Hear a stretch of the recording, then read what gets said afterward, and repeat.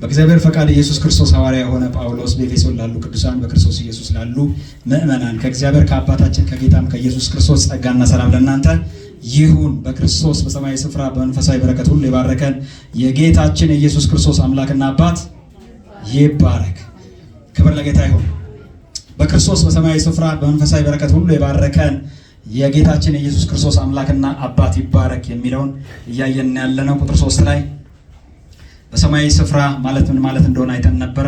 በባለፈው ስናቆም ደግሞ በመንፈሳዊ በረከት ሁሉ የሚለውን ለማየት ብለን ስንት አይነት በረከቶች አሉ አለን? 2 አይነት በረከቶች አሉ የሚለውን አውርተን ነበረ። 2 ትልልቅ የበረከት አይነቶች እንዳሉ አይተን አንደኛው ምድራዊ ወይም አካላዊ በረከት ነው። ይሄ ደግሞ በምድር ኑሯችን እያለን የሚጠቅመን የበረከት አይነት ነው ብለን ነበረ። የምድር በረከቶች ምሳሌ ለምሳሌ ያህል ጤና፣ ሀብትና ባለጠግነት፣ ልጆችና ቤተሰብ፣ ስኬትና ድል፣ ምግብና መጠለያ፣ ረጅም ዕድሜ፣ እነኚህ የምድር በረከት ወይም አካላዊ በረከት ምሳሌዎች እንደሆኑ አይተን ነበር። የዚህ በረከት ምንጩ ደግሞ እግዚአብሔር ነው ብለናል። ጌታ ቸር ስለሆነ ላመነውም ላላመነውም ለሰው ልጆች ሁሉ የሚሰጠው በረከት ነው ብለን ነበረ። መረጃ ያደረግነው ማቴዎስ 5:45 ላይ ማቴዎስ 5:45 ላይ ለኃጢአተኛውም ለጻድቁም ዝናብ ይዘንባል ፀሐይ የሚወጣል የሚለውን አይተን ነበረ። መዝሙር 127 ቁጥር 3 ላይ ልጆች የእግዚአብሔር ስጦታዎች ናቸው ብለን ነበረ። ኃጢአተኛው ጻድቁም ልጅ ይወልዳል፣ ስለዚህ እግዚአብሔር ልጅን ይሰጣል ብለን ነበረ። ያዕቆብ 1:16-17 ላይ ወንድሞች ሆይ አትሳቱ፣ በጎ ስጦታ ሁሉ ፍጹም በረከት ሁሉ ከየት ነው? ሃሌሉያ።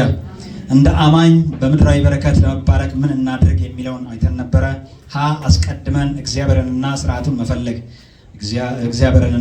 መፈለግ ማቴዎስ 6:31 እስከ 33 በትጋት መስራት አማኝ ትጉ ሰራተኛ ነው። በትጋት መስራት አለብን።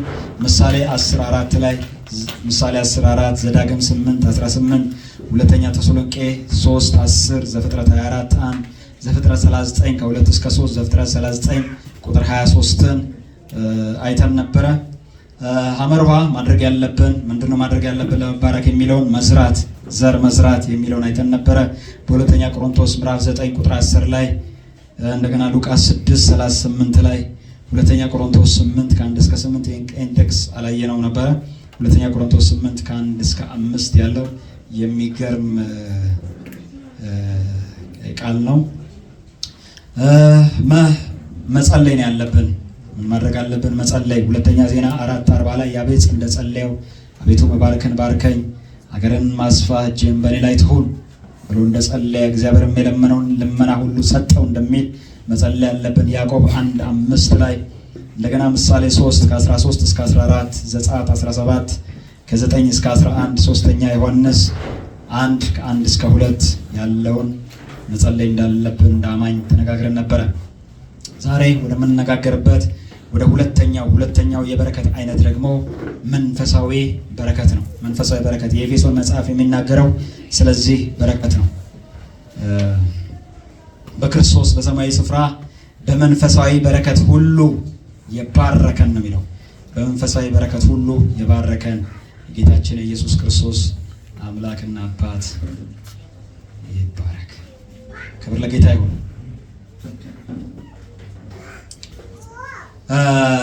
ለነዚህ ለሁለቱም የበረከት አይነቶች ጠቅለል አድርገን እንድናየው የሚያደርገን አንድ ክፍል አለና ያንን ክፍል ሄደን እናየው።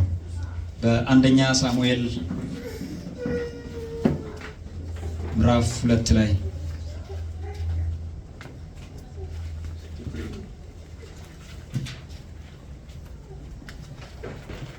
አንደኛ ሳሙኤል ምዕራፍ 2 ላይ ከ1 እስከ 10 ያለው ክፍል ነው። ይህ የሐና ጸሎት ነው። የሐና የጸለየችው ጸሎት ነው። ሐና በመንፈስ ቅዱስ ተሞልታ የጸለየችው ጸሎት ነው የምናገኘው። በመንፈስ ቅዱስ መሞላቷን በምን ታውቃለህ ለሚለኝ ሰው ከታገሰኝ መጨረሻ ላይ እናገኘዋለን ማለት ነው። ክብር ለጌታ ይሁን። እዚህ ጋር የምናገኛት ምዕራፍ 1 ላይ የምናገኛት ሐና እና ምዕራፍ 2 ላይ የምናገኛት ሐና የተለያየች ሐና ነች። በተለያየ ሁኔታ ውስጥ ያለች ሐና ነች። በምዕራፍ 1 ላይ የምናገኛት ሐና ልቧ የተሰበረባት ያዘነች ሴት በእግዚአብሔር ፊት በምጥ በጭንቅ የምታምጥ ሴት ነው የምናገኘው። በምዕራፍ 2 ላይ የምናገኛት ሐና ደግሞ እግዚአብሔር የደረሰላት ምዕራፏን የቀየረላት ነገሮች ሁሉ የተቀያየሩላት ሌላኛዋን በእግዚአብሔር ላይ የተማመነችውን የተደገፈችውን ሐናን ነው የምናገኘው። ክብር ለጌታ ይሁን፣ ክብር ለጌታ ይሁን። ሃሌሉያ። ሐና ጸሎቴን ለሰማ ብላ ለሰጣት ልትሰጥና ልታመሰግነው በሴሎ በእግዚአብሔር ፊት ነው የመጣችው። ጸሎቴን ለሰማ ለሰጠኝ ደግሞ ልስጠው ልትል ልታመሰግነው በሴሎ በእግዚአብሔር ፊት ነበር የመጣችው። ወደ እግዚአብሔር ቤት ስትመጣ፣ ወደ ሴሎ ስትመጣ ዝም ብላ አልመጣችም። በምዕራፍ 1 ቁጥር 24 ምዕራፍ 1 ቁጥር 24 ላይ አንደኛ ሳሙኤል ምዕራፍ 1 ቁጥር 24 ላይ እንደምታገኙት ዝም ብላ አልመጣችም። በእጇ ይዛ ነው የመጣችው። በእጇ ይዛ ነው የመጣችው። በእጇ ምን ይዛለች? አንደኛ የሰጣትን ሳሙኤልን ይዛ ነው የመጣችው። ሳሙኤል በዚህ ጊዜ ከ2 ዓመት እስከ 3 ዓመት ባለ ዕድሜ ውስጥ ይገመታል። የእናቱን ጡት መጥባት ያቆመበት ጊዜ ነው እና ይህ ሳሙኤል ልክ አሁን 2 ዓመትና 3 ዓመት ማለት በጣም የሚያጓጓ አፉ ኩልትፍ የሚል ደስ የሚል የሚያምር ሕፃን ነው። እሱን ለእግዚአብሔር ልትሰጠው እንደገባችው እንደተናገረችው ለእግዚአብሔር ልትሰጠው ይዛ የመጣችው ነው። በሁለተኛ ደረጃ የ3 ዓመት ወይፈን ይላል። አንድ ትርጉም ላይ ደግሞ 3 ወይፈን የሚል አለ። ግን ብዙ ትርጉሞች የሚስማሙት ከዚህ ጋር ስለሆነ እኔም ይሄንን ወስደዋለሁ ከ54ቱ ጋር የ3 ዓመት ወይፈን ይዛ መጣለች። የ3 ዓመት ወይፈን ደግሞ ማለት ለማታውቁ ሰዎች በኋላ ላይ ፓስተር መጠየቅ ትችላላችሁ። የ3 ዓመት ወይፈን ማለት በቃ አለ የተባለ ወጠምሻ ኮርማ በሬ ነው እና ጥሩ የሚባል ስጋው በጣም ምርጥ ሊባል የሚችል በጥሩ ሁኔታ ላይ ያለ በቃ ለቁርጥ ብትሉት ለጥብስ ብትሉት ጾም ስለተፈታ እንደፈለኩ ማውራት ይችላል እና በጣም ምርጥ የሆነ ነገር ነው። የ3 ዓመት ወይፈን ነው ይዛ የመጣችው። እሱን እየነዳች ጠንካራ ጉልበታም የሆነ በቃ በመንገድ ላይ ራሱ ያገኘውን ካልገጠምኩ እንትን ካላልኩ ምናምን የሚል በቃ ጥሩ አቋም ላይ ያለ ወይፈን ይዛ የመጣችው። ሌላ በሶስተኛ ደረጃ ይዛ የመጣችው አንድ የኢፍ መስፈሪያ ዱቄት ነው ይላል። አንድ የኢፍ መስፈሪያ ማለት ደግሞ ወደ 22 ሊትር አካባቢ የሚሆን ማለት ነው። ወደ 22 ሊትር አካባቢ የሚሆን። ክብር ለጌታ ይሁን። ጌታ ይመስገን። ለጥብስም የሚሆነው ለቁርጥም የሚሆነው ተዘጋጅተዋል። እንደገና ደግሞ ማባያ የሚሆን ምንድነው ያው እነሱ ባህላቸው በቂጣ ስለሚበላ ማለት ነው። ለቂጣ ደግሞ የሚሆን ዱቄት ደግሞ ይዛ መጣለች። በሶስተኛ ደረጃ ደግሞ በአራተኛ ደረጃ ደግሞ ይዛ የመጣችው አንድ አቅሟዳ የወይን ጠጅ ይለናል። አንድ አቅሟዳ የወይን ጠጅ ማለት አቅሟዳ የሚባለው ምንድነው? የፍየል ወይም የበግ ስልቻ። ክብር ለጌታ ይሁን። ስልቻ ምንድነው? እንትኑን ያወጡትና ስጋውን ያወጡትና ከላይ ብቻ ነው የሚቆረጠው። ከላይ ቆረጥና ከዛ በኋላ ቆዳውን ወደ ታች ነው የሚመዘዘው። እንደ ኪስ ሆኖ ይወጣል ማለት ነው። ከዛ ያን ይጸዳና ያን እንደ መያዣ ይጠቀሙበታል። ያንን የሆነ አንድ አቅሟዳ ያኛው እንግዲህ እንደ የታረደበት እንደ የፍየል ሳይዙ ወይም እንደ የበግ ሳይዙ ይለያያል።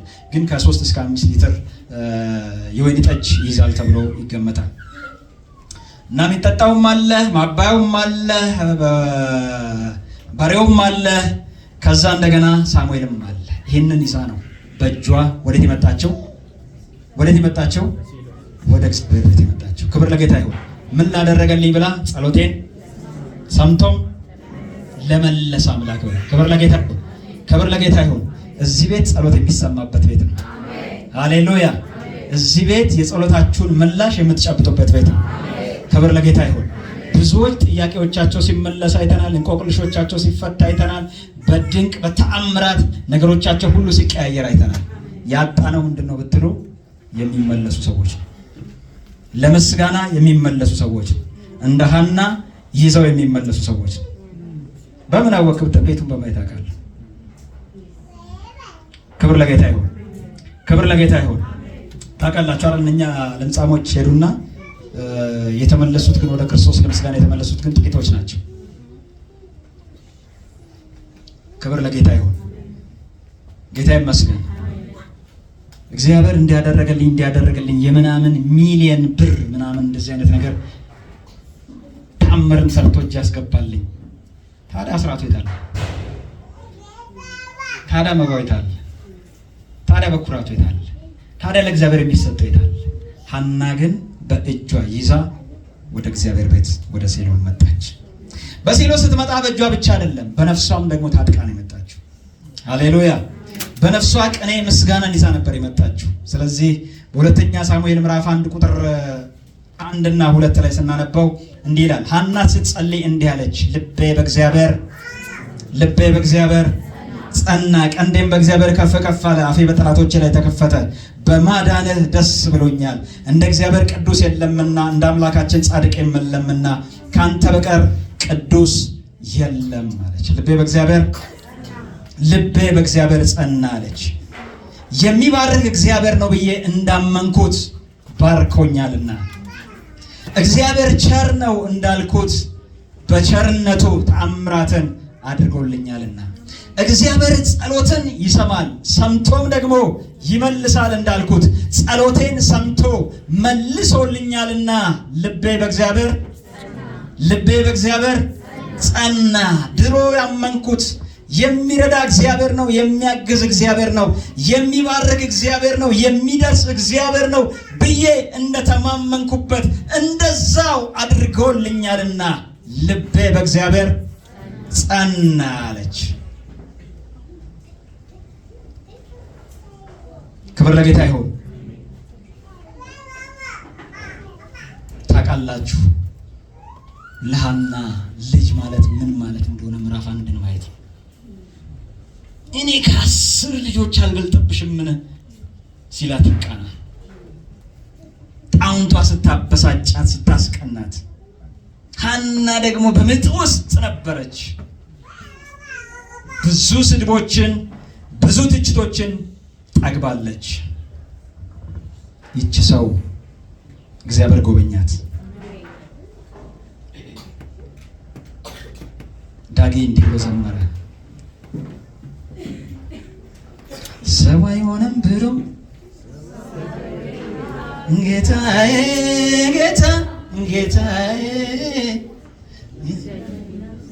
ሆነልኝ መከታ ጌታዬ እንዳሰቡት ሳይሆን እንዳሰበልኝ ነው ጌታዬ ገና መቼ አየሁ ይሄ ጅማሬ ነው ጌታዬ ሰው አይሆንም ብሎ ሰው አረገኝ ጌታዬ እንደ ጃን የለው ብለው ሆነልኝ መከታ እንዳሰቡት ሳይሆን እንዳሰበልኝ ነው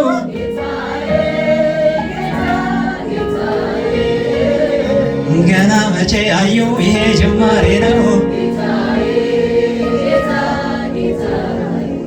አምላኬ ማተስፋ እንዳልወድቅ ከቶ እንዳልጠፋ የኔ አባት የኔ መድኃኒት ባንተ ነው እዚህ ደረስኩት አምላኬ የኔማ ተስፋ እንዳልወድቅ ከቶ እንዳልጠፋ የኔ አባት የኔ መድኃኒት ባንተ ነው እዚህ ደረስኩት ባንተ ነው ሁሉን ያለፍኩት ባንተ ነው ቀኔ ወጣልኝ ጌታዬ ተመስገንልኝ ባንተ ነው እዚህ ደረስኩት ባንተ ነው ቀኔ ወጣልኝ ጌታዬ ተመስገንልኝ ሰው አይሆንም ብሎ ሰው አረገኝ ጌታ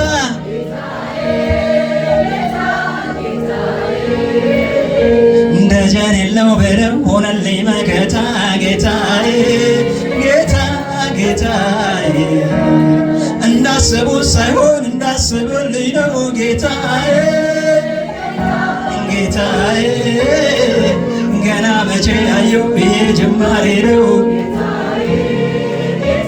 ጌታዬ አምላኬ የኔማ ተስፋ እንዳልወድቅ ከቶ እንዳልጠፋ የኔ አባት የኔ መድኃኒት ባንተ ነው እዚህ ደረስኩት አንተማ የኔማ ተስፋ እንዳልወድቅ ከቶ እንዳልጠፋ የኔ አባት የኔ መድኃኒት ባንተ ነው እዚህ ደረስኩት ባንተ ነው የደረስኩት፣ ባንተ ነው ሁሉ ያየሁት፣ ባንተ ነው ቀኔ ወጣልኝ ኢየሱስ ተመስገን። ሃሌሉያ ወድሃለሁ ብዬ ላንተ በዘመረ ማነው ሚከራከር? ማነው ሚለው ቅር? ማነው ሚለው ቅር? ማነው ሚለው ቅር? ይወራ ይወራ የአምላኬ ሥራ፣ ይወራ የጌታዬ ሥራ፣ ይወራ የአምላኬ ሥራ።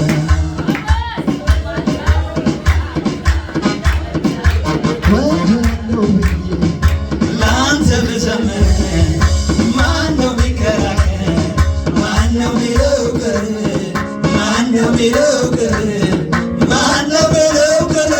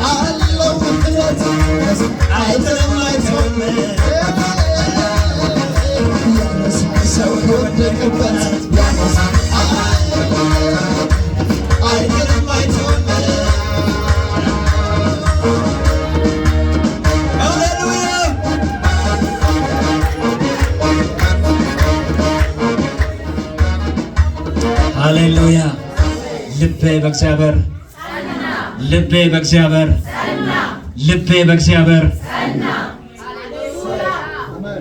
ሰው አይሆንም ብሎ ሰው አረገኝ ጌታ። ሃሌሉያ እንዲያትሆንም ተብላ ነበረ። ጌታ ቸሩ ጌታ ግን ሰው የሚያስበው ጌታ ግን የሚያነሳው ጌታ ግን ታሪክ የሚቀይረው ጌታ ግን ሳሙኤልን የመሰለ አስታቅፋት። ሃሌሉያ ስለዚህ እንደዚህ ያለች ቀንዴ በእግዚአብሔር ከፍ ከፍ አላለች። ቀንዴ በእግዚአብሔር ከፍ ከፍ አለ። ቀንድ ማለት ጉልበት ነው፣ ጥንካሬ ነው፣ አቅም ነው። እንዲህ ስንል ምን ያልን ነው?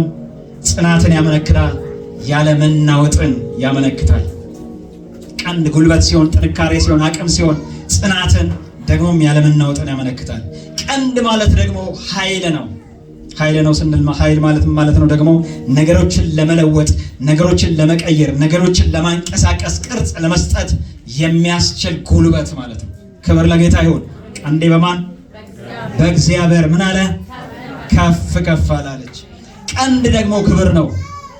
ጌታ የተመሰገነ ይሁን። ኢየሱስ ጌታ ነው። አንዳንድ በሬዎች ትልልቅ ቀንድ አላቸውና ገና ስታዩዋቸው ነው የምትፈሯቸው። እና ፋንትሽ ያግዘኛል። ክብር ለጌታ ይሁን። ቄራ ውስጥ ስትገቡ ለበሬ ለመግዛት ማለት ነው። ቄራ ውስጥ ስትገቡ የአንዳንድ በሬውን ስታዩት ቀንዱ በጣም ኃይለኛ ነው። በሬው እኮ ላው ላይ ማይነካችሁ ሊሆን ይችላል። ግን ገና ቀንዱን በማየት መንገድ ትቀይራላችሁ። ክብር ለጌታ ይሁን። ምናልባት ተሳስቶም እንደዚህ ካለ ቱቦስ ልገባ ትችላለህ። እሱ እኮ ዝም በቅቶት ሊሆን ይችላል እንደዚህ።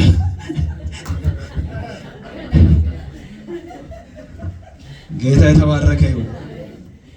ቀንዴ በእግዚአብሔር ምን አለ? ከፍ ከፍ አለች። ቀንድ ክብር ነው። ቀንድ ስልጣን። ክብር ለጌታ ይሁን። ቁጥር 2 ላይ እንዲህ አለች፣ እንደ እግዚአብሔር ቅዱስ የለምና እንደ አምላካችን ጻድቅ የለምና ካንተ በቀር ቅዱስ የለም፣ ካንተ በቀር ቅዱስ የለም አለች። እንደ እግዚአብሔር ቅዱስ የለም። አንተ በቃ ባጭሩ ምንድን ነው ያለች? አንተ ትለያለህ። አንተ ልዩ ነህ። ሃሌሉያ። በሰው ሚዛን የማትቀመጥ እንደ ሰው አይደል። አንተ በቃ ልዩ ነህ አለችው። ሃሌሉያ። ከዛ በኋላ በሁለተኛ ደረጃ ላይ በአንደኛ ደረጃ ምስጋናና ውዳሴ ነው ለእግዚአብሔር ይዛ የቀረበችው። በሁለተኛ ደረጃ ደግሞ አንተ ሉዓላዊ ነህ ስትለው እናያለን። ክብር ለጌታ ይሁን። ምዕራፍ 2 ከ3 እስከ 6 ያለውን ሐሳብ ስናየው አንተ ሉዓላዊ ነህ። እንዲህ አለች፣ አትታበዩ፣ በኩራት አትናገሩ። ከዛ ወረድ ብላችሁ እዛው ቁጥር ላይ ምን አለች? ቁጥር 3 ላይ ነው ያለው። አትታበዩ፣ በኩራት አትናገሩ አለችና ከአፋችሁ የኩራት ነገር አይውጣ። እስቲ አሜን፣ እስቲ አሜን። ከእግዚአብሔር ጋር ባለ ሰው፣ ከእግዚአብሔር ጋር እየተራመደ ያለ ሰው ደከመ ብለህ ነገሮች አልተሳኩለትም ብለህ ነገሮች እንደዚህ ከሱ ጋር አልሆኑለትም ብለህ እንዲና እንዲህ ብለህ በኩራት አትናገር። ከቻልክ ጥሩ ነገር ተናገር። ካልቻልክ ግን አትታበዩ። በኩራት አትናገሩ። ለምንድን ነው በኩራት ማንናገረው? 2.1 እንደዚህ ትላለች፣ እግዚአብሔር አዋቂ ነው። እስቲ አሜን በሉ። እስቲ አሜን በሉ። እግዚአብሔር ምንድን ነው? እግዚአብሔር ምንድን ነው? አዋቂ ነው። ሃሌሉያ። ክብር ለጌታ ይሁን። በህይወታችን ማን አዋቂ ነው? እግዚአብሔር አዋቂ ነው። በዚህና በዚያ ልታልፉ ትችላላችሁ። በዚህና በዛ ገብታችሁ ሊሆን ይችላል። እንዴትና እንዴት የማትሉት ለአእምሯችሁ መልስ የጠፋለት ነገር ሊኖር ይችላል። ግን መልሱ አንድ ነው። እግዚአብሔር አዋቂ ነው። እሱ አይሳሳትም። ሃሌሉያ። እግዚአብሔር አዋቂ ነው።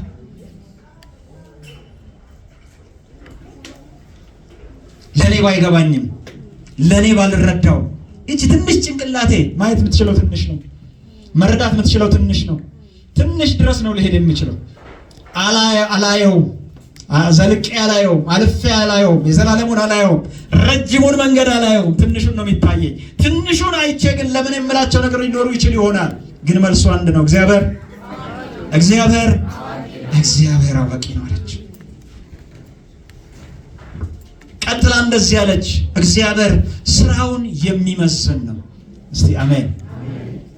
ክብር ለጌታ ይሁን። የሰራውን ስራ ደግሞ እግዚአብሔር በሚዛን ላይ ያወጣዋል።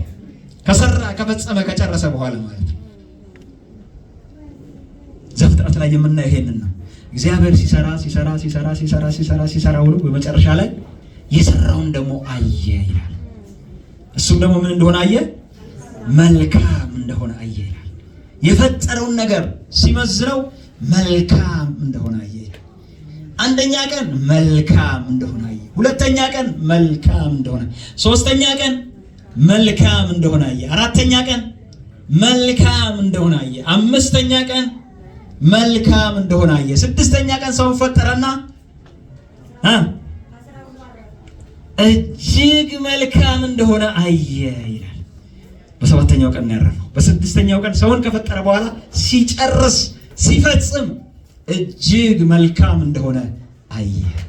አትታበዩ፣ በኩራት አትናገሩ። እግዚአብሔር ስራውን የሚመዝን አምላክ ነው። ሶስተኛ በዚህ በ2.3 ስር ለምንድን ነው አትታበዩ በኩራት አትናገሩ ካፋችሁ የኩራት ነገር አይውጣ ያለችው ለምንድን ነው? 2.3 ቁጥር 4 ላይ እናገኘው ምንድነው? የኃያላንን ቀስት ሰብሯል ይላል። የኃያላንን ቀስት ሰብሯል፣ ደካሞችን ደግሞ በኃይል ታጥቀዋል ይላል። የኃያላንን ቀስት ሰብሯል። ኃያል የተባሉት ቀስታቸው ከተሰበረ ከንቱ። ምን ማለት እንደሆነ ታውቃለህ? በአሁን ሰዓት ስታመጣው እግዚአብሔር የኒኩለርን ቦምብ ውሃ አስተፋዋል ማለት ነው። ከምናምን ኪሎ ሜትር የሚዝመገመግ አማርኛ ጠፋኝ፣ የሚምዘገዘግ ምናምን ሚሳኤል አለ ምናምን ብለህ እንትን ብትልም ማለት ነው። ልክ እዛ ሲተኮስ ከዚህ እዛ ሀገር ሲደርስ ዝናብ ወርዶ ይሆናል ማለት ነው። ክብር ለጌታ ይሁን። እንደውም ምድረ በዳቸውን ሊያጠጣ ይችላል። አትታበዩ በኩራት አትናገሩ። እግዚአብሔር የኃያላንን ቀስት ሰብሯል። የኃያላንን ቀስት ሰብሯል። ደካሞች ደግሞ እነኚህ ተራ የተባሉት የትም አይደርሱም የተባሉት እነሱን ደግሞ አስታጥቀዋል። ክብር ለጌታ ይሁን። በኃይል አስታጥቀዋል። 2.4 ደግሞ እንደዚህ ያለች የጠገቡ ተራቡ፣ የጠገቡ ተራቡ፣ የተራቡ ደግሞ ጠገቡ።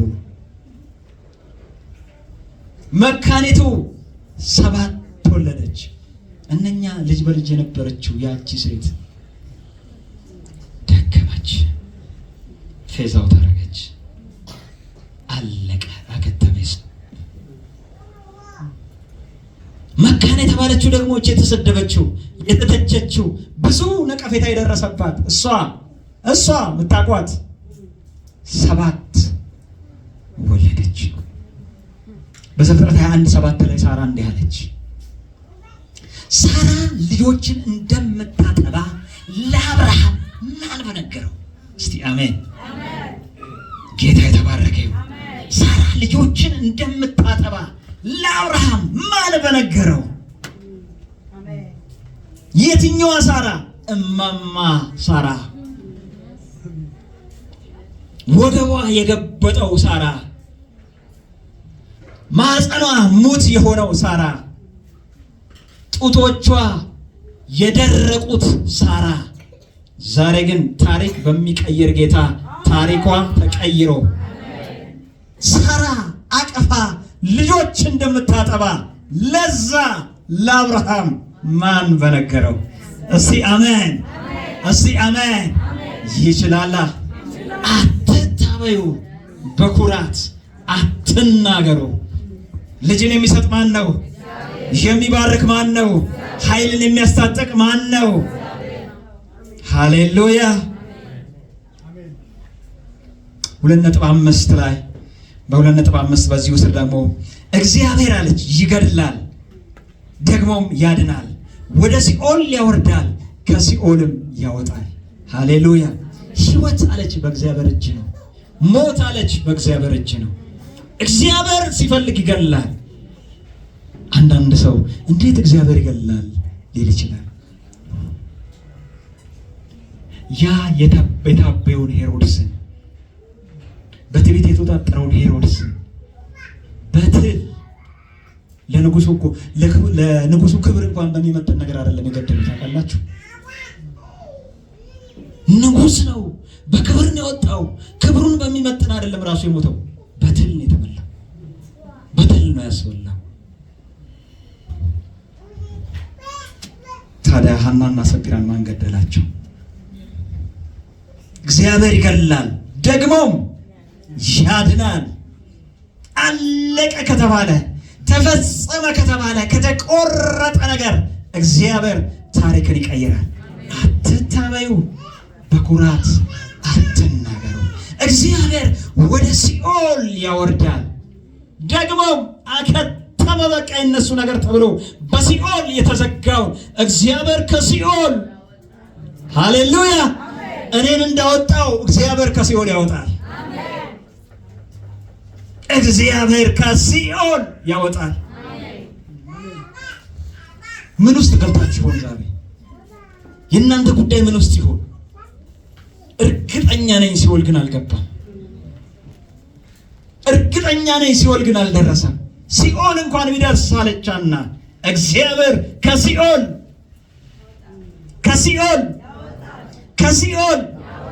ሃሌሉያ ከሲኦል ያወጣል እግዚአብሔር። አትታበዩ፣ በኩራት አትናገሩ፣ ካፋችሁ ክፉ ነገር አይውጣ። ሃሌሉያ ይችላል።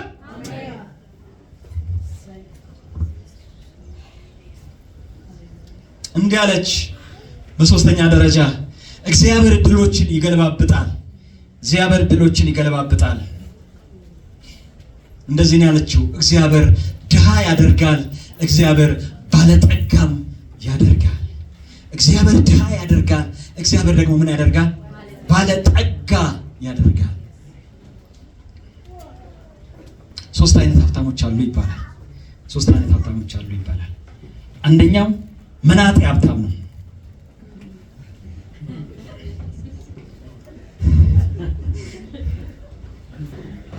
ከሳቃችሁማ ስለ ድሃ ማውራት አለብኝ። ሶስት አይነት ድሃዎች አሉ። ከዛ እንነሳ።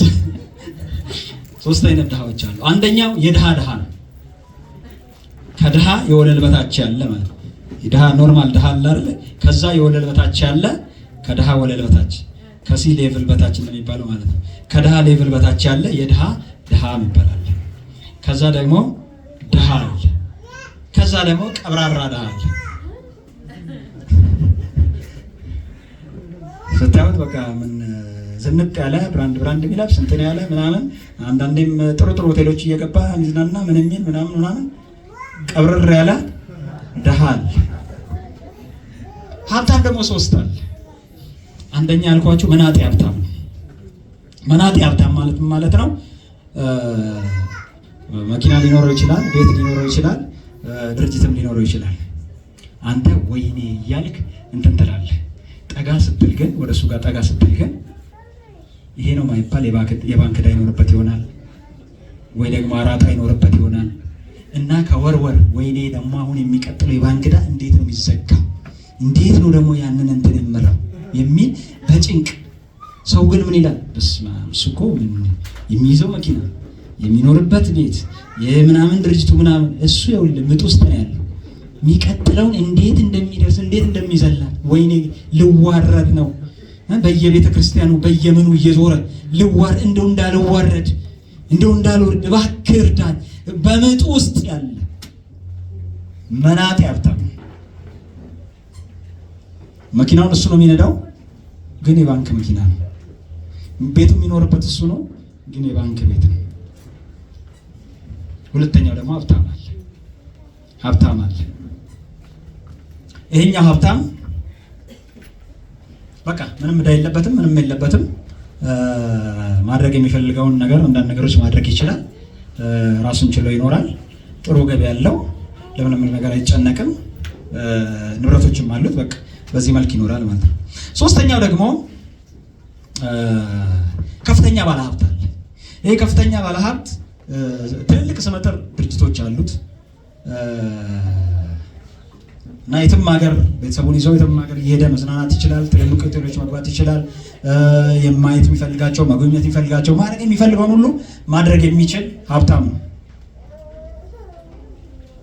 አራተኛ አለ የአምላኩን ልብ የሚያሳርፍ የሚያስደስት፣ እሱም ባለጠጋ ይባላል። ክብር ለጌታ ይሁን። እግዚአብሔር ምን ያደርጋል? ባለጠጋ ያደርጋል። ይሄኛው ባለጠጋ ይኸውልህ፣ ይሄ ለኔና ለኔ ከኔ ለኔ በኔ ከሚለው የወጣ ለሌሎች የሚተርፍ ባለጠጋ ነው። ለተቸገሩት፣ ለተጨነቁት፣ በምጥ ውስጥ ላሉት የሚተርፍ የሚደርስ፣ ለእግዚአብሔር እግር ሆኖ የሚያገለግል ባለጠጋ ነው። ክብር ለጌታ ይሁን። ይሄ ባለጠጋ አንዳንድ ባለጠጎች አሉ። ይገርማቸዋል። አንዳንድ ባለጠጎች ሰምቻለሁ። አንዳንድ ባለጠጎች ለሀገርም ያበድራሉ። ለማልኩ ለሀገር ያበድራል።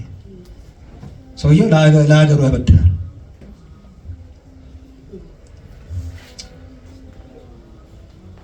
ለምንድን ነው አንድ ቤተክርስቲያን እንዲሰራ ተብሎ ምናምን ተብሎ ይሄ በቃ አንድ 40 ሚሊዮን 50 ሚሊዮን ምናምን ይፈጃል ተብሎ በቃ ይሄንን እንትን ብለን በዚህ ምናምን ሲሉ ህዝቡን አታስጨንቁ ይላል።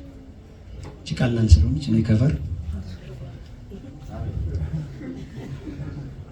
ክብር ለጌታ ይሁን። ምንድነው መንገዱ ካልከኝ በጥቂት የታመነ በጥቂት የታመነ በጥቂቱ ስትታመን እግዚአብሔር ክብር ለጌታ ይሁን። ክብር ለጌታ ይሁን። እንደዚህ አይነት ባለጠጎች አሉ። እግዚአብሔር ምን ያደርጋል? ባለጸጋ ያደርጋል። ይህ የባለጠግነት መንፈስ ደግሞ ያላቸው አሉ። ብሩ የላቸው መንፈሱ ግን አላቸው። ክብር ለጌታ ይሁን። ሁለተኛ ቆሮንቶስ ምዕራፍ 8 ከ1 እስከ 5 የምናያቸው መቄዶንያ ወንድሞች ሆይ ለመቄዶንያ አብያተ ክርስቲያናት የተሰጠውን የእግዚአብሔርን ጸጋ እናስታውቃቸዋለን። ምን ተሰጥቷቸዋል? ጸጋ ተሰጥቷቸዋል። ለመቄዶንያ የተሰጣቸው ጸጋ አለ። እነኚህ የተሰጣቸው ጸጋ ምንድን ነው? በብዙ መከራ ተፈትነው ሳሉ የደስታቸው ብዛትና የድህነታቸው ጥልቅነት ይላል። የምናቸው መልሱልኝ። የምናቸው? የድህነታቸው ጥልቅነት የልግስናቸውን ባለጠግነት አብስቷል ይላል። ምን ማለት ነው? ሁለት የማይስማሙ ነገር። አንደኛ ድህነት ብቻ ሳይሆን እነኚህ ሰዎች በድህነት ምንድን ናቸው ይላል? ጥልቅ ናቸው ይላል። ከዛስ ምን ይላል? የልግስናቸውን ደግሞ ባለጠግነት ይላል። ክብር ለጌታ ይሁን። ይችን የሚጠቀልላት አንድ ነገር አለች፣ አንድ ታሪክ አለች በመጽሐፍ ቅዱስ ላይ ክርስቶስ ያወራላት። ያቺ መበለት ትዝ ትላችኋለች። ስንት ዲናር አላት? ስንት ዲናር አላት? 2። ቤቷ ስንት ቀርቷታል? ባንኳ ውስጥ ስንት አለ? 2 ዲናር ነው ያላት። ያቺን ያላትን ዲናር አመጣችና የጣለች። ክብር ለጌታ ይሁን። 2 ዲናር ለምንም አይሆንም። 2ቱን ዲናር ግን ለእግዚአብሔር በተሰጠው እግዚአብሔር ያበዛዋል። ክብር ለጌታ ይሁን። ኤልያስ ላይ መገበችው ያቺ ሴት ትዝ ትላችኋለች አይደል? በልቼ እኔና ልጄ በልተን እንሙት ብለን ያለች በቃ በልተን እንሙት። ሞት እኮ አይቀርም፣ ግን በልተን እንሙት አስቀድመሽ ለኔ አንቺ አላት። እልሻለሁ ይህ ረሃብ እስከሚያልፍ ዱቄቱም ከማደጋው ዘይቱም ከማደጋው ዱቄቱም ከማሰሮ አያልቅም። ክብር ለጌታ ይሁን። ክብር ለጌታ ይሁን። እነኚህ ሰዎች የመቄዶንያ ሰዎች ምን አይነት ሰዎች ናቸው ብትሉኝ፣ እንደዚህ አይነት ሰዎች ናቸው። እና በብዙ ነው የሚለምኑት ጳውሎስን። ምን ካላለን? ካልሰጠን ብለው፣ እባክህ ብለው ካልሰጠን ብለው ነው የሚለምኑት። እግዚአብሔር ምን ያደርጋል? ባለጠጋ ያደርጋል።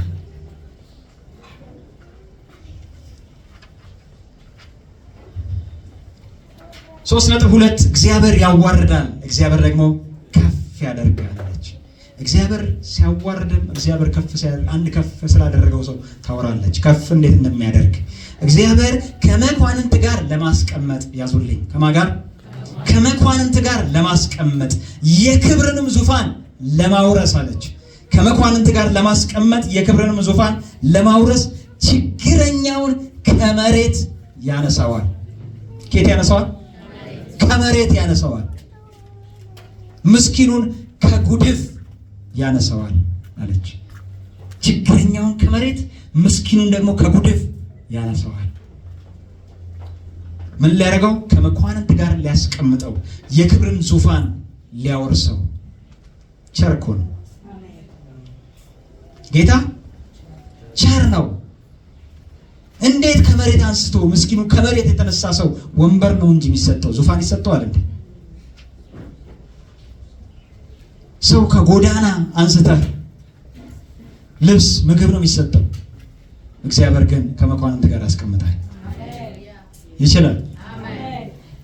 ክብር ለጌታ ይሁን። ጌታ ራሱን ተማምኖ የሚሰራ ነው። ብዙ ጊዜ ስለ ዳዊት እናነሳ የለ እረኛው ምን አደረገው እንላለን።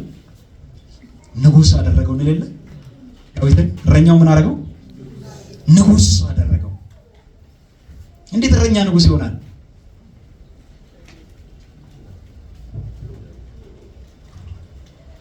ሶስት ነጥብ ሶስት ሰው በኃይሉ አይበረታም ትለናለች። እርሱ የቅዱሳን ነገር ይጠብቃል። ኃጥአን በጨለማ ይቀመጣሉ፣ እሱ ግን የቅዱሳን ነገር ይጠብቃል ትለናለች። እግዚአብሔር ይመራል። እግዚአብሔር ምን ይላል? ይመራል። በብርሃን የሚመራ ለምርጦቹ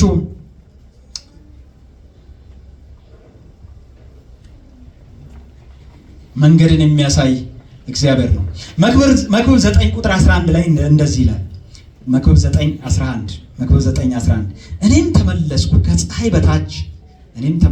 ከፀሐይ በታች ሩጫ ለፈጣኖች፣ ሰልፍም ለኃያላን፣ እንጀራም ለጠቢባን፣ ባለጠግነትም ለአስተዋዮች፣ ሞገስም ለአዋቂዎች እንዳልሆነ አየሁ። ልድገመው። እኔም ተመለስኩ ከፀሐይ በታች ሩጫ ለፈጣኖች፣ ሰልፍም ለኃያላን፣ እንጀራም ለጠቢባን፣ ባለጠግነትም ለአስተዋዮች፣ ሞገስም ለአዋቂዎች እንዳልሆነ አየሁ ይላል።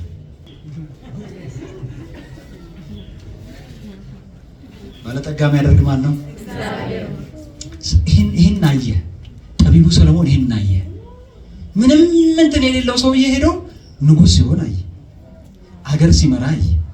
ባለሀብት ሲሆን አየ። አሉ የተባሉትን ቦታዎች ሁሉ ሲይዝ አየ። ደግሞ የት ይደርሳሉ የተባሉት ደግሞ ከነሱ ስለሆነ አየ።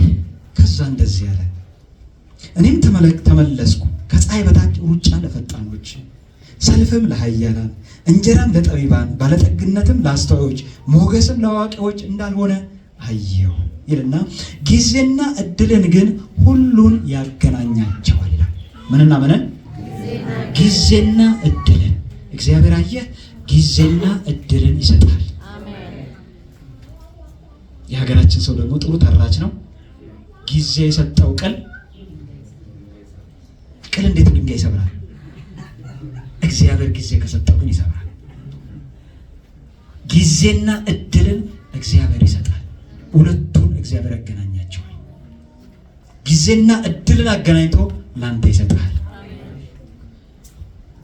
ከዛ በኋላ አንተ ካንተ እኮ የሚበልጡ እንዳሉ ሁሉ አንተ ራስህ እያወቅህ ማለት ነው ቶፕ የተባለውን ቦታ ትይዘዋለህ። እግዚአብሔር ጊዜና እድልን ሲሰጥ ማለት ነው። ክብር ለጌታ ይሁን።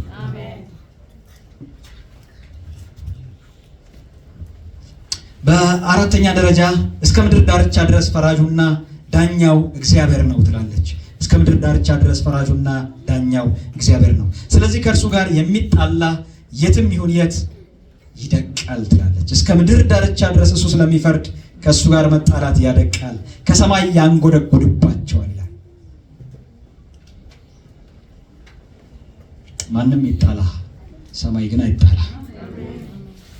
ከማንም ጋር ተኮራረፍ፣ ሰማይ ግን አያኩርፍህ። ማንም ይነሳብህ፣ ሰማይ ግን አይነሳብህ።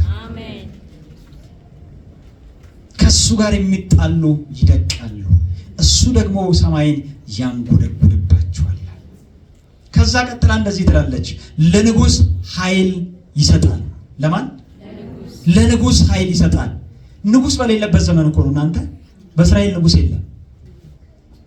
እስራኤል እስከዚህ ድረስ የሚመሩት በመሳፍንት ነው። ንጉሥ የሚባል በእስራኤል አይታወቅም። ግን ሐና ምን አለች? ለንጉሥ ኃይል ይሰጣል፣ የመሲሁን ቀንድ ከፍ ከፍ ያደርጋል አለች። ክብር ለጌታ ይሁን። አየህ እዛ መሳፍንት ዘመን ላይ ቁጭ ብላ በአዲስ ኪዳን ስለሚመጣው ስለ መሲሁ መተንበይ ጀመረች። ለዚህ ነው ሐና በመንፈስ ቅዱስ ተሞልታ ነው ይህንን ጸሎት የጸለየችው የሚለው። ስለ ኢየሱስ ክርስቶስ መተንበይ ጀመረች። እውነተኛ በረከት ምንድነው ካላችሁኝ፣ ወደ ኢየሱስ ክርስቶስ የሚያደርስ ነው። እውነተኛ በረከት ከአምላክ ጋር የሚያጣብቅ ነው። እውነተኛ በረከት ወደ እግዚአብሔር የሚያመጣ ነው። የሷ በረከት ወዴት አመጣት ብትሉን፣ ወደ መሲሁ ሊመጣ ወዳለው ወደ አምላኳ አስጠጋት፣ ወደዛ አመጣት። መዝሙር 17 ቁጥር 4 ላይ የዳዊትን ጸሎት እናያለን። ዳዊት እንዲህ ብሎ ጸለየ፣ አቤቱ ከሰዎች በእጅህ አድነኝ አለ። ከሰዎች በእጅህ አድነኝ። ከምን አይነት ሰዎች? እድል ፈንታቸው በህይወታቸው ከሆነች ከዚህ ዓለም ሰዎች። እነኚህ ሰዎች ምን አይነት መሰሏችሁ? ከሰወርከው መዝገብ ሆዳቸውን አጠገብክ ይላል። እግዚአብሔር ራሱ ነው የሰጣቸው የባረካቸው ሰዎች ናቸው። የተሰወረውን መዝገብ የባረካቸው ሰዎች ናቸው። ከሰወርከው መዝገብ ሆዳቸውን አጠገብክ ይላል። ልጆቻቸው ደግሞ ብዙ ናቸው። እግዚአብሔር ልጆቻቸውን አብዝቶላቸዋል። የተረፋቸውንም ደግሞ ለሕፃናቶቻቸው ያተርፋሉ ይላል። ለሕፃናቶቻቸው እንደገና ለልጅ ልጅ ሁላ የሚተርፍ ነገር አላቸው። የተባረኩ ናቸው። በልጅ የተባረኩ ናቸው። በሀብት የተባረኩ ናቸው። የተሰወረውን ነገር እግዚአብሔር የሰጣቸው ሰዎች ናቸው። ነገር ግን እነኚህ ሰዎች እድል ፈንታቸው በህይወታቸው ነች። እዚህና እዚህ ናቸው። የሚያልፍ የሚቀጥል ነገር የላቸው። እንደገና ደግሞ የዚህ ዓለም ሰዎች ናቸው። ከእንደነዚህ አይነት ሰዎች በእጅህ አድነኝ። ነገሩ ህይወቱ ከላይ ካልተያዘ ጋር ከአምላኩ ጋር ካልተያዘ ጋር እዚህና እዚህ ብቻ ከሆነ ሰው ጋር ይሄ ሰው ክፉ ነው። ከዚህ ሰው አድነኝ፣ ከዚህ ሰው በእጅህ ጠብቀኛል። እኔ ግን በጽድቅ ፊትህን አያለሁ፣ ክብርን ሳይ ጠግባለሁ። ክብር ለጌታ ይሁን፣ ክብር ለጌታ ይሁን። ምድራዊ በረከት እግዚአብሔር እንደሚባርክ እንግዲህ አይተናል። ምድራዊ በረከትን በዚህ ምድር ላይ እስካለን ድረስ አስፈላጊ እንደሆነ አይተናል። ምድራዊ በረከት ግን በዚህ ምድር ህይወት ሲያከትም ከኛ ጋር ያለው ግንኙነት ይቋረጣል። እንደውም ምን ታዘባሃል ብትሉኝ፣ ባለሀብቶች ሲሞቱ ልጆቻቸው በዛ ሀብት ምክንያት ሲጣሉ አይቻለሁ። በዛ ሀብት ምክንያት ፍርድ ቤት ሲካሰሱ አይቻለሁ። ሰላም የነበረው ቤት ሰዎቹ አንዳቸው ከሞቱ በኋላ ወይም ሁለታቸው ከሞቱ በኋላ በፍቅር ያደጉት እነኛ ልጆች ለፍርድ ቤት እስከ መገዳደል የሚፈላለጉ ሆነው አይቻለሁ። መንፈሳዊ በረከት ግን ዘላለም ከኛ ጋር የሚኖር ከሞት ባሻገር የሚቀጥል ነው። በመንፈሳዊ በረከት ሁሉ የባረከን የጌታችን የኢየሱስ ክርስቶስ አምላክና አባት ይባረክ። የመንፈሳዊ በረከት አይነቶች ምንድን ናቸው? መዳን ነው፣ ይቅርታ ማግኘት ነው፣ መዋጀት ነው፣ የእግዚአብሔር ልጅ መሆን ነው፣ የዘላለም ህይወት ነው፣ መንፈስ ቅዱስ ነው። ሌሎችም አሉ፣ እናያቸዋለን። የመንፈሳዊ በረከት ባህሪያት ምንድን ናቸው? በክርስቶስ ለሚያምኑ ብቻ የሚሰጡ ናቸው። ምን አልኩኝ? በክርስቶስ ለሚያምኑ ብቻ የሚሰጡ ናቸው። በክርስቶስ ለሚያምኑ ብቻ የተዘጋጀ ስፔሻል በረከት ነው። ይሄ በረከት ደግሞ ዘላለማዊ ነው፣ ጊዜ አይደለም። ሁለተኛ ቆሮንቶስ 4:18 ላይ ብታነቡት ደስ ይለኛል። ሶስተኛ ትኩረትን የሚያደርገው በውስጣዊ ለውጥና ከእግዚአብሔር ጋር ባለን ህብረት ላይ ነው። ትኩረትን የሚያደርገው በውስጣዊ ለውጥና ከእግዚአብሔር ጋር ባለን ህብረት ላይ ነው። አራተኛ ከእግዚአብሔር ጋር ሁለተኛ ቆሮንቶስ 4:16 አንብቡት። ከአራተኛ ከእግዚአብሔር ጋር ለዘላለም ለመኖር የሚያስችል የበረከት አይነት ነው። ይሄ በረከት ሲመጣ ለዘላለም ከእግዚአብሔር ጋር እንድትኖር ነው የሚያደርግህ። አምስተኛ እውነተኛ ደስታና ሰላም የሚሰጥ ነው። እውነተኛ ሰላም፣ ደስታ፣ ተስፋን ነው የሚሰጥ። ክብር ለጌታ ይሁን። ክርስትና ይሄ ነው እንግዲህ። ብዙ ማግበስበስ አይደለም፣ ብዙ መሰብሰብ አይደለም፣ ብዙ መከመር አይደለም። ስለተከመረ እንዳይመስል በጌታ ያለህ ደስታ ነው።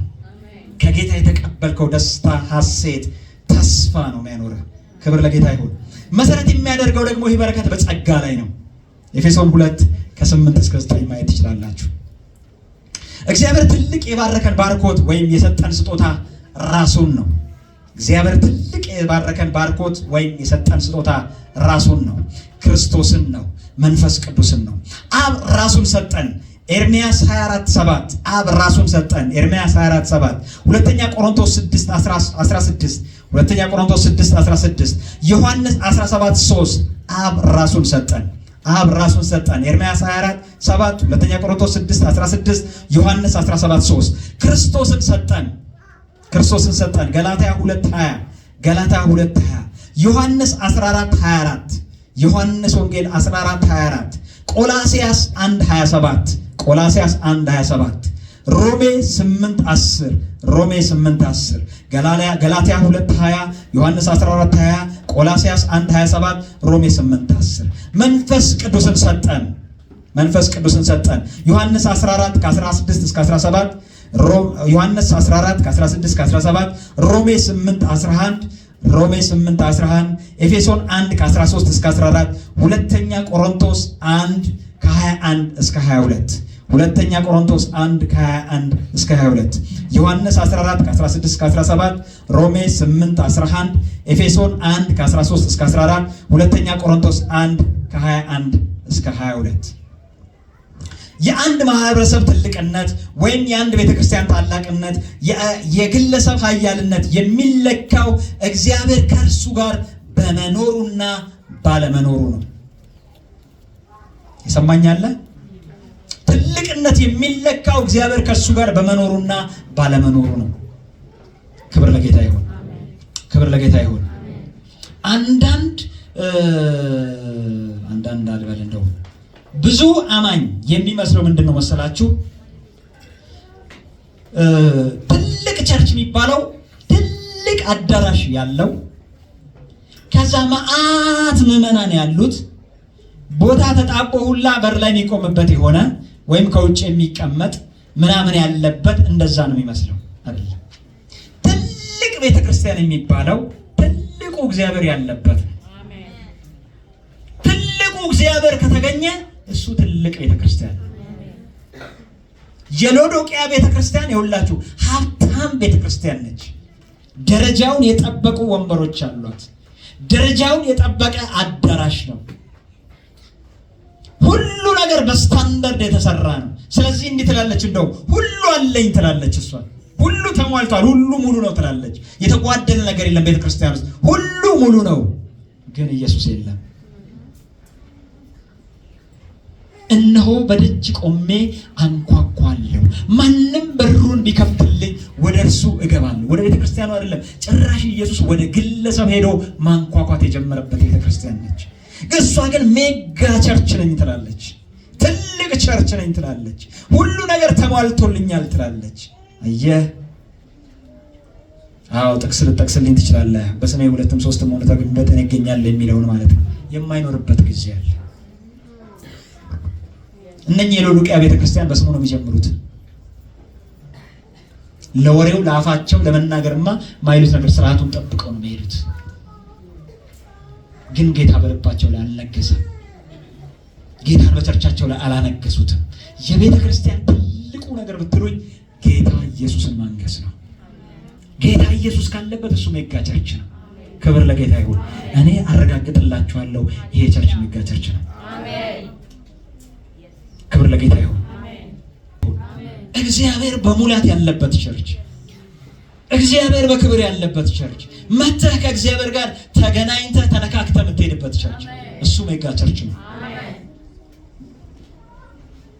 ኢትዮጵያ ታላቅ የምትሆነው እንዴት ነው ካላችሁኝ፣ እንደተጻፈላት መኳንንት ከግብፅ ይመጣሉ፣ ኢትዮጵያ እጆቿን ወደ እግዚአብሔር ትዘረጋለች ተብሎ በመዝሙር 68 ቁጥር 31 ላይ እንደተጻፈው ኢትዮጵያ እጆቿን ወደ እግዚአብሔር ከዘረጋች እሷ ታላቅ ሀገር ትሆናለች።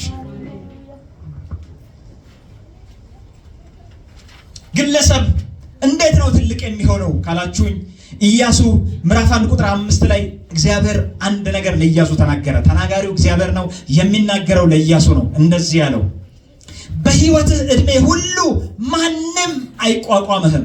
ምን አልኩኝ? በሕይወትህ ዕድሜ ሁሉ። እስቲ ሁሉ በሉ። ጠዋት ይሁን ማታ ይሁን፣ ቀን ይሁን ሌሊት ይሁን፣ በሕይወትህ ዕድሜ ሁሉ ማንም አይቋቋምህም። ይህን የተናገረው ማን ነው? ነግራችኋለሁ። ማን ነው የተናገረው?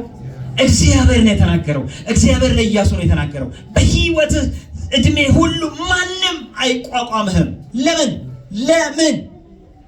ለምን እንደዚህ ይለዋል?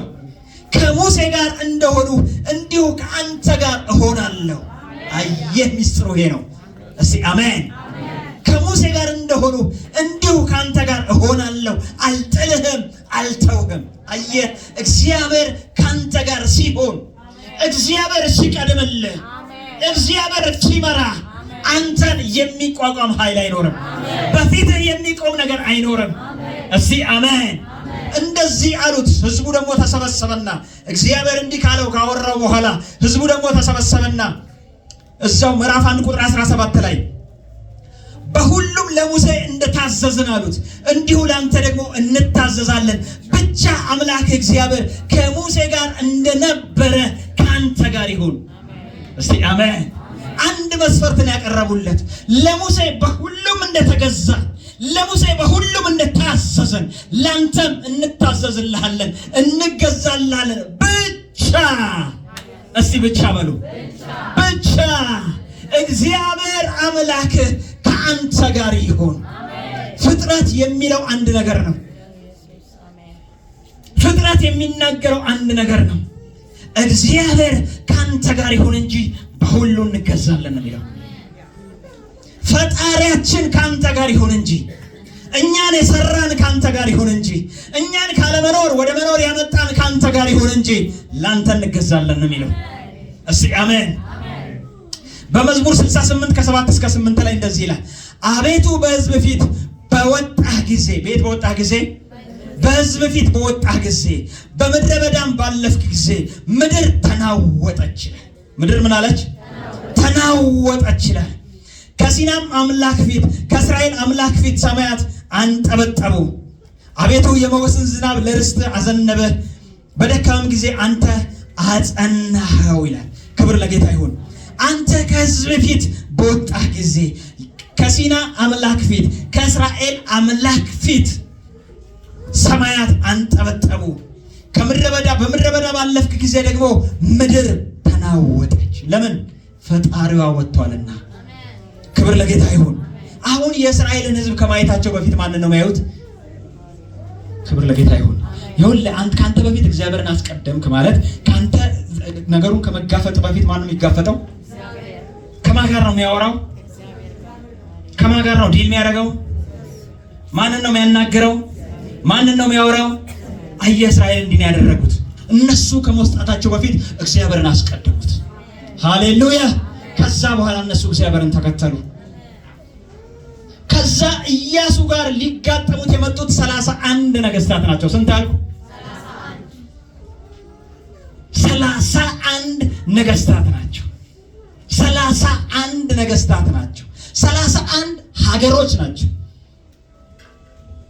31 ሀገር ስትጥሩልኝ አስባችሁታል ምን ያክል ብዙ እንደሆነ? እነኛን ሁላ ድል ያደረገው ለምንድን ነው ብትሉኝ፣ እግዚአብሔር ከሱ ጋር ስላለ ነው። መዝሙር 114 ከ1 እስከ 8 መዝሙር 114 ከ1 እስከ 8 ላይ እንደዚህ ይላል፣ እስራኤል ከግብፅ ያዕቆብም ቤት ከእንግዳ ሕዝብ በወጣ ጊዜ ይሁዳ መቅደሱ እስራኤልም ግዛቱ ሆነ። ይሁዳ መቅደሱ እስራኤልም ግዛቱ ሆነ። ባህር አየች ይላል፣ ሸሸችም። ዮርዳኖስም ወደ ኋላው ተመለሰ። ተራሮች እንደ ኮርማዎች፣ ኮረብቶችም እንደ ጠቦቶች ዘለሉ። አንቺ ባህር የሸሸሽ፣ አንቺም ዮርዳኖስ ወደ ኋላሽ የተመለሽ ምን ሆነሻል? እናንተም ተራሮች እንደ ኮርማዎች፣ ኮረብቶችስ እንደ ጠቦቶች ለምን ዘለላችሁ? ይላል። ቁጥር 7 ላይ ከያዕቆብ አምላክ ፊት ከጌታም ፊት ምድር ተናወጠች፣ ድንጋዩ ወደ ውሃ ማቆሚያ፣ ጭንጫውንም ወደ ውሃ ምንጭ ከለወጠ ይላል።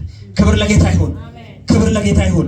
አሁን አየህ፣ እስራኤል እግዚአብሔርን አስቀድመው ሲሄዱ ባህር ይላል። ባህር አየች። ማንን አየች? ይሁዳ መቅደሱ እንደሆነ እግዚአብሔር። እስቲ አሜን፣ እስቲ አሜን። እስራኤልም ግዛቱ እንደሆነ አየች። ባህር ማንን አየች? ፈጣሪዋን አየች። የሰራትን አየች። ቃል ያወጣባትን አየች። ካለመኖር ወደ መኖር ያመጣትን አየች። ስለዚህ እንደዚህ ያደረገች ይላል። ባህር ሸሸች ይላል።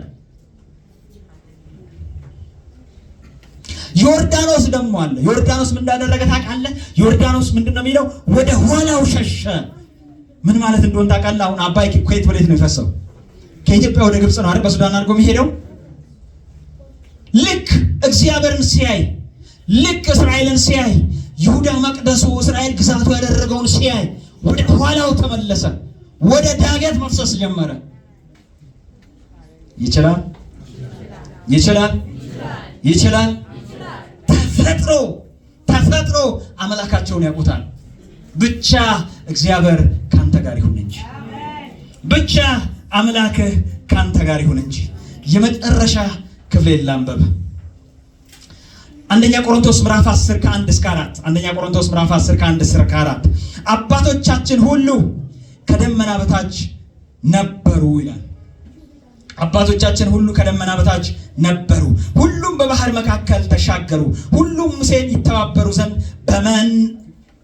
በደመናና በባህር ተጠመቁ፣ ሁሉም ያን መንፈሳዊ መብል በሉ፣ ሁሉም ያን መንፈሳዊ መጠጥ ጠጡ። ይከተላቸው ከነበረው ከመንፈሳዊ መጠጥ ጠጥተዋልና ያም ማለት ክርስቶስ ነበር። ክብር ለጌታ ይሁን፣ ክብር ለጌታ ይሁን። እዚህ ክፍል ላይ አንድ ትልቅ ምስጢር ይናገራል። አንድ ትልቅ ነገር ይናገራል። ምን ይላል?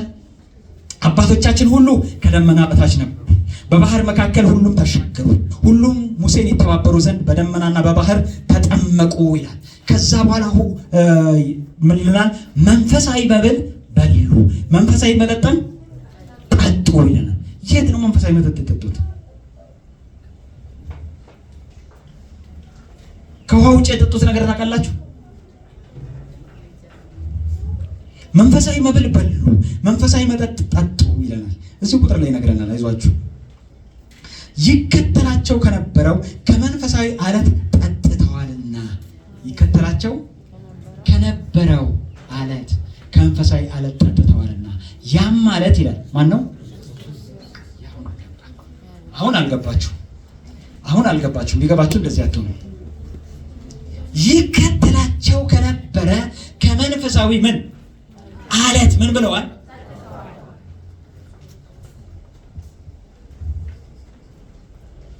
ጌታ ቸር ነው።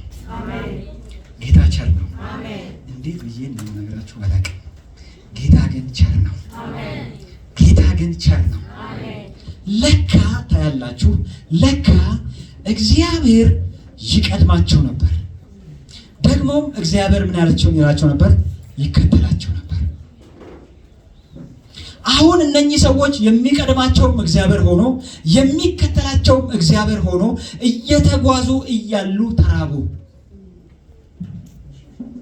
ሲራቡ መብልን ሰጣቸው። እንደገና ደግሞ እየተጓዙ እያሉ ተጠሙ። ሲጠሙም ውሃን ሰጣቸው። ይህ ቢሆን ቀላል ነበር ነገሩ። ይህ አይደለም የሆነው። ምንድን ነው የሆነው መሰላችሁ? ይከተላቸው የነበረው እግዚአብሔር፣ ሲቀድማቸው የነበረው እግዚአብሔር፣ ሲከተላቸው የነበረው እግዚአብሔር እነኚህ ሰዎች በተጠሙ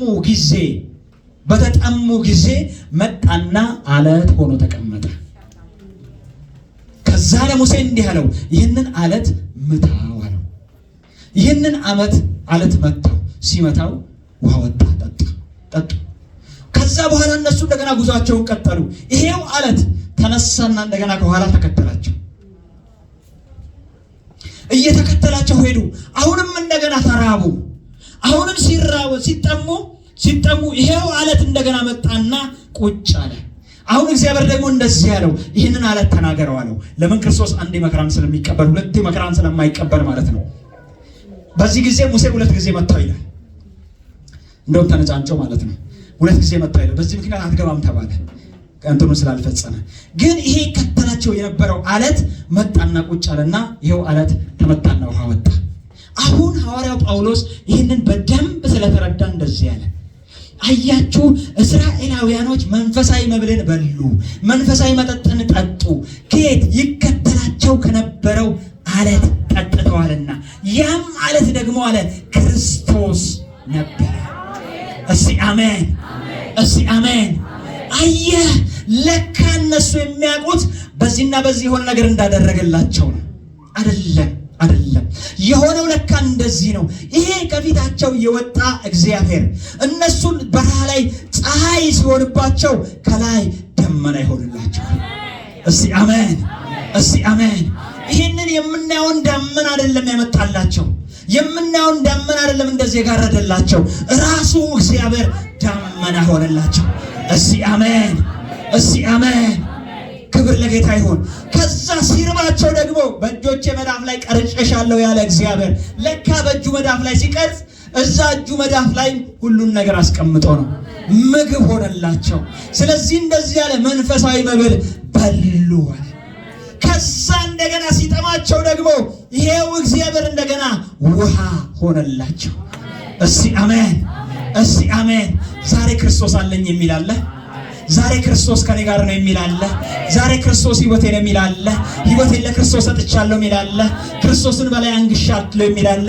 አየህ፣ ይሄ ክርስቶስ ማለት አንተ ሐሩር ሲሆንብህ ደመና የሚሆን ነው። እስቲ አሜን፣ እስቲ አሜን። አንተ ምድረ በዳ ሲሆንብህ፣ ብርድ ሲሆንብህ፣ ጨለማ ሲሆንብህ የእሳት አምድ ሆኖ ማን? ይሄው ክርስቶስ የእሳት አምድ ሆኖ አንተን የሚያሞቅ እስቲ አሜን። ደግሞም በዛ በጨለማ የሚመራ እስቲ አሜን። ይሄው የተቀበልከው አንዱ ክርስቶስ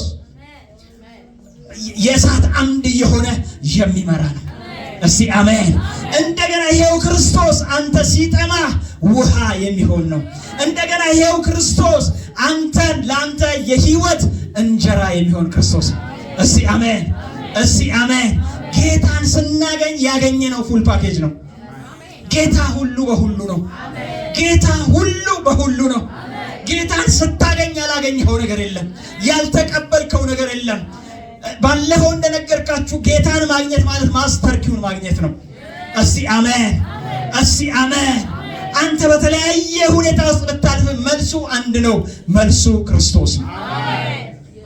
የተለያየ ጥያቄዎች ሊመጡብህ ይችላሉ። የተለያየ ጥያቄዎች ሊኖሩ ይችላሉ። የተለያየ ጥያቄዎች ሊኖርብህ፣ ጥማቶች ሊኖርብህ፣ ረሃቦች ሊኖርብህ፣ በዛ በዚህ የሚያስፈልጉ ነገሮች ሊኖሩ ይችላሉ። መልሱ ግን አንድ ነው፣ ኢየሱስ። እስቲ አሜን፣ እስቲ አሜን። ለእስራኤል ሕዝብ መልስ አድርጎ የሰጣቸው ኢየሱስን ነው። በዛ በምድረ በዳ ከግብፅ ከወጡ በኋላ መልስ አድርጎ የሰጣቸው ኢየሱስን ነው። ከዛ ቢቸገሩ ከኢየሱስ፣ እስቲ አሜን፣ እስቲ አሜን። ቢጠሙ ከኢየሱስ፣ ቢራቡ ከኢየሱስ፣ ፀሐይ ቢሆን ከኢየሱስ፣ ሐሩር ቢሆን ከኢየሱስ፣ ምድረ በዳ ቢሆን ከኢየሱስ፣ ከኢየሱስ ጋር እስቲ አሜን። አንተ በአዲስ ኪዳን ቁጭ ብለህ፣ አንተ በአዲስ ኪዳን እየተመላለስክ ታርዶልኛል እያልክ ሕይወቱን ለኔ ሰጥቶኛል እያልክ በክርስቶስ ነው በኔ የሚኖረው እኔ አይደለሁም እያልክ ክብር ለጌታ ይሁን። በእስራኤል ምድር አንድ መቅደስ ነው ያለው። በእስራኤል በሀገሩ ደረጃ ተውት እስራኤልን፣ በዓለም ደረጃ ያለው የእግዚአብሔር መቅደስ አንድ ነው። አሁን አንተ የእግዚአብሔር ቤተ መቅደስ ሆነሃል። አሁን የእግዚአብሔር ማደሪያ ሆነሃል። አሁን እግዚአብሔር የሚያርፍበት ማደሪያ ሆነሃል። አሁን ከእግዚአብሔር ጋር የምትንቀሳቀስ የምትራመድ ሆነሃል። አየህ፣ አሁን ትውልድ አንተን ይጠብቃል። አሁን ፍጥረት አንተን ይጠብቃል። መቼ ነው ይሄ ሰውዬ የሚገለጠው ይላል። መቼ ነው ይሄ ሰውዬ የሚወጣው ይላል። መቼ ነው ይሄ ሰውዬ የሚደርስልን ይላል። ሮሜ ሲናገር እንደዚህ ነው የሚናገረው። ለማይሆን ነገር ተገዝቷልና ፍጥረት የእግዚአብሔር ልጆች መገለጥ ይጠባበቃል። አየህ፣ ያንተን መገለጥ ነው የሚጠባበቀው። መቼ ነው ነፃ የምወጣው? መቼ ነው የሚደርስልኝ? ምጣለሁ፣ ምጣለሁ። የሱ የሆነውን ነገር ሁሉ ለአንተ ለማስረከብ ለአንተ ለመስጠት ምጥ ውስጥ ነው ያለው። መቼ ነው የሚነሳው እያለ፣ መቼ ነው የሚያድገው እያለ። የገላትያ ጸሐፊ እንደዚህ ይላል፣ ልጁ እስከሚያድግ ድረስ ነገሮች ሁሉ በሰራተኛ እጅ ይቀመጣሉ ይላል። ልጁ እስከሚያድግ ነው። መቼ ነው የምታድገው? መቼ ነው አንተ ከፍ የምትለው? ልጁ ሲያድግ ግን ሰራተኛዋ ለልጁ ታስረክባለች። እስቲ አሜን፣ እስቲ አሜን። ሰራተኛ ነች፣ የአሳዳጊነት ነች፣ የሞግዚትነት መብት ነው ያላት። ልጁ እስከሚያድግ ድረስ እሷ ተቆጣጣሪ ትመስላለች። ልጁ ግን ሲያድግ ለልጁ ታስረክበዋለች። መቼ ነው የምታድገው? መቼ ነው አንተ የምትገለጠው? መቼ ነው አንተ የምትወጣው? መቼ ነው አንተ ይህን ነገር የምትቆጣጠረው? ፍጥረት ይናፍቃል፣ ያንተን መገለጥ ይናፍቃል። ያንተን መገለጥ በረሃብ ውስጥ በምጥ ውስጥ ነው ያለው። ክብርን ሁሉ ለጌታ እንሰጣለን።